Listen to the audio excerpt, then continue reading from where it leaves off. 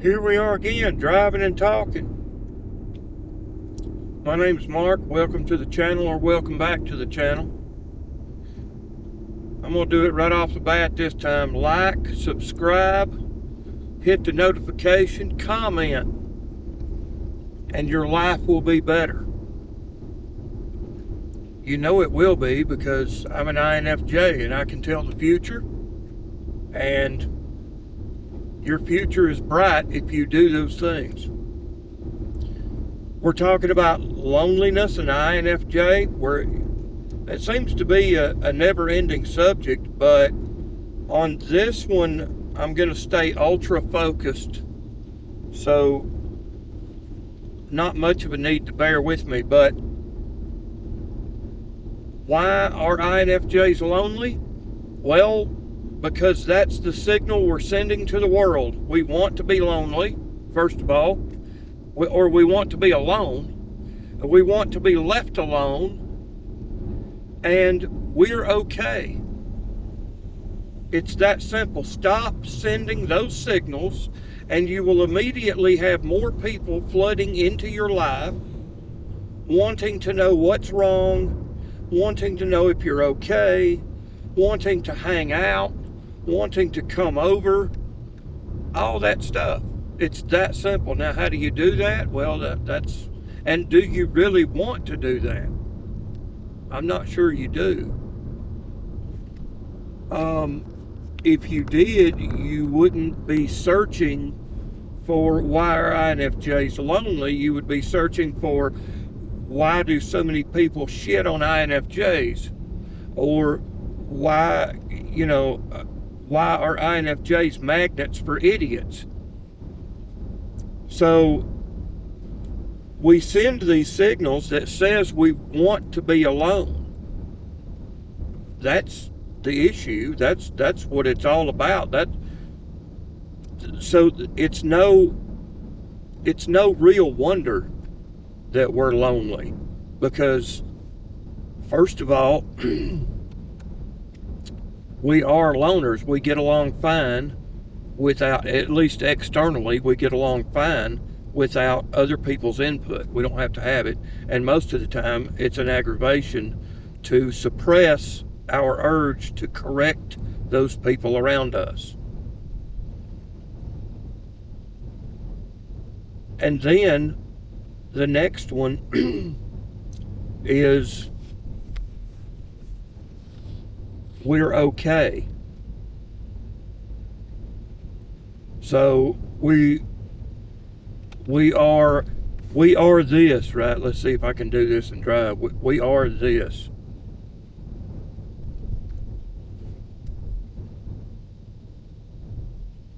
All the time. You know, and if I know you're not, at least I hope I know you're not a fan, but all of us are. If you get this reference, you do. You know, if you know, you know. All of us are secretly walking around doing this. So it's no wonder that nobody asks us if we're okay, because externally we're not freaking out. We're not advertising. We don't want to advertise that we're not okay, not to non-INFJs that are in the pack, because if you show that you have a weakness, okay, you show you're vulnerable, which is the same thing to the outside world. Those are two totally different things in our minds, but as far as the world is concerned, one is exactly the same as the other. And if you show that you have a vulnerability, or that you are vulnerable in any way, then the wolves are going to pounce. And we don't want that, because we've dealt with that before. Most of us have experimented with being more outwardly sensitive or expressing, hey, that doesn't make me comfortable. So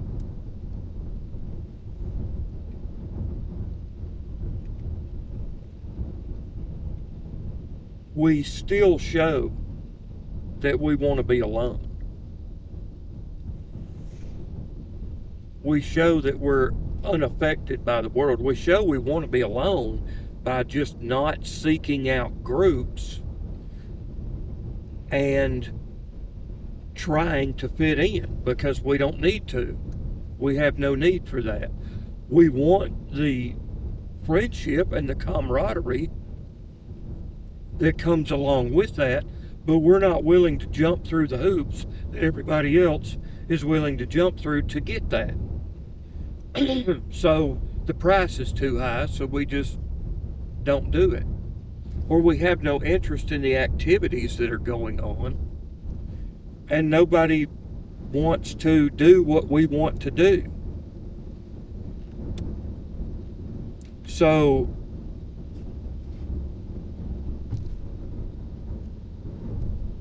those are a few ways, because we don't seek out. We're not willing to do anything. See, what we're not seeing is that everybody is lonely. Maybe that's what we need to concentrate more on, is that everybody is lonely, not just INFJs. Everybody's lonely.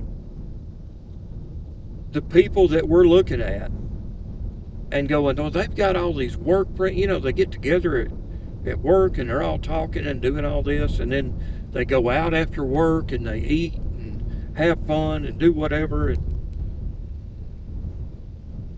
once every once in a while, whether that's once a month or a couple of times a year, somebody's getting together at somebody's house. And, they're all getting together at somebody's house and they're eating, cooking out, whatever. But what we don't see is the reason a lot of the sadness that we see on other people, or the insecurity that we see on other people, is caused by those friendships that appear to make them either popular, flat out popular, or not lonely. But see, if they're going out afraid they're going to be found out by somebody, which is a whole nother subject, but if they're going out and they're just trying to jump through all the hoops that they think everybody else wants them to jump through so that they can be part of the group, and they're all going out taking selfies at the most photographable or photographic, what am I thinking? I'm trying to think of the title, but the most desirable photographic locations, right? Whether it's locally or they're having to travel to get there. They're doing all that just so they're not lonely, so they're not alone after work or on the weekend or whatever, so that they can be part of that little clique, that little group that accepts them. But see, that group doesn't accept them. That group will chew them up and spit them out the first time they don't add up, the first time they don't measure up to the bar. That group will disown them. And they will spend all kinds of time, money, effort, whatever it takes to get back in. Either get back into that group or into another group.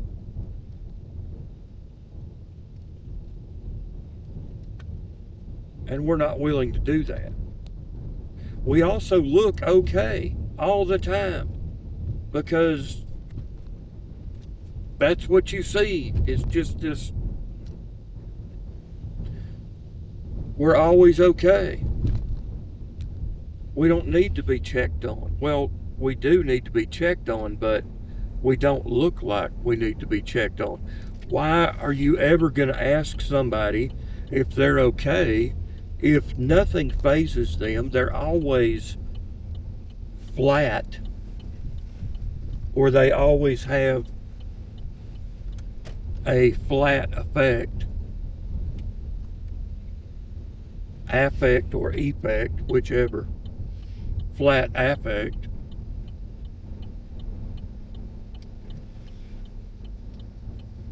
If they always look okay, why ask them if they're okay? Because they need cues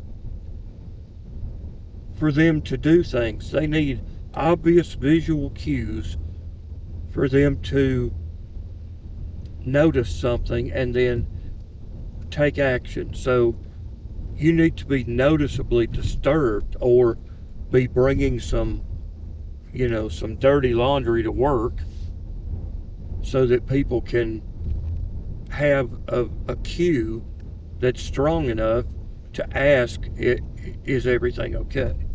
Are you doing all right? And we don't do that. We don't,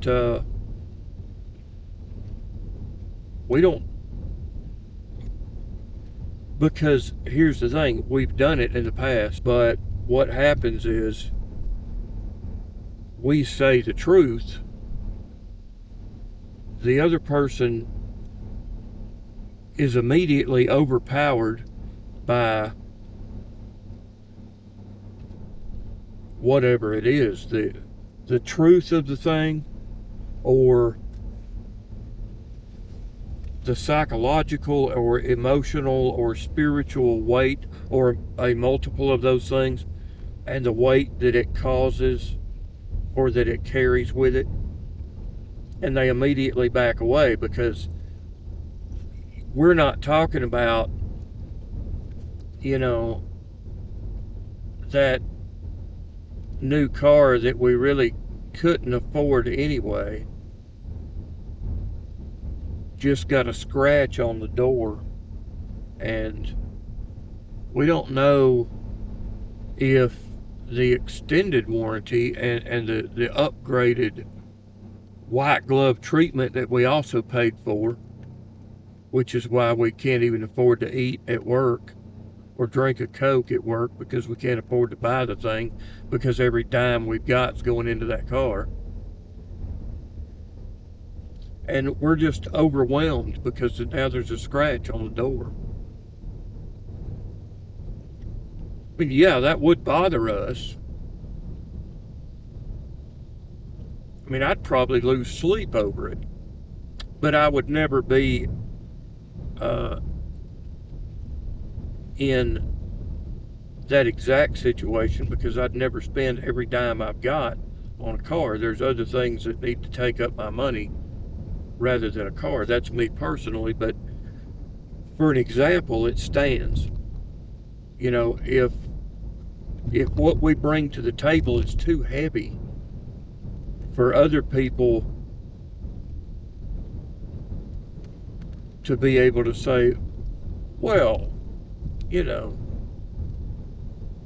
it's going to be all right. It's not that big of a deal, or, you'll get through it, or maybe, whatever. But quick, easy remedy, or just moral support, quick and easily, is not the kind of problems we have.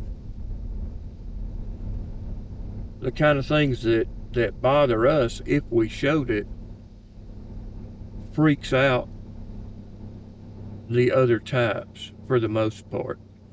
There's one or two that get through, but for the most part, it freaks out the other types. So we don't fit into their groups, and we don't really want to. That's the message we're sending. We don't need to be checked on. We're always okay. And we need our alone time. And that in itself is going to kill anybody else's anybody else's ability to understand that we still want to be part of the group, or we still want to be not lonely. We still want to be entertained every once in a while, sometimes anyway. We still want to be, entertained is a good word. But the other types look at us and go, or most of them anyway, look at us and go, well, they're alone half the time anyway. If they wanted to hang out with somebody, then they would hang out with somebody, but they just don't. So that's why we're lonely. That's the easy answer. If you don't want to be lonely anymore, then jump through the hoops. But I'm going to go ahead and tell you, it just in case you don't know already, that's not going to work either. You're still going to be lonely. There's no easy answer to that. There are some ways that you can mitigate that, and we just kind of cycle through that lonely more often than other people do. So we're more aware of it. It hits with us more intensely. So if you're waiting for the end of the video saying, if he'd just say that one thing, well, the biggest thing is that we feel it more intensely. I've said it before, and I'm sure I'll say it again. We are more in most ways, and because we have a capacity to be more and to do more, then our joy is more when we're joyous about something, but our pain is also more when we're having to deal with something. So that is valid. You are more sad than other people when you're sad, or you are more lonely than other people when you are lonely, because you are more, period. Take care of yourself, spend time with yourself, and I mean in a good way. Take yourself out to eat. Rent that movie online. Go for a walk. Just don't melt into a puddle because it is July. But go for that walk. Go out and sit in the woods if you have the opportunity. Go sit in the yard or a park and get that concrete say that you need to get recharged. That's all I got for now. Thanks for following along. Like, subscribe, hit the bell. Your life will be better.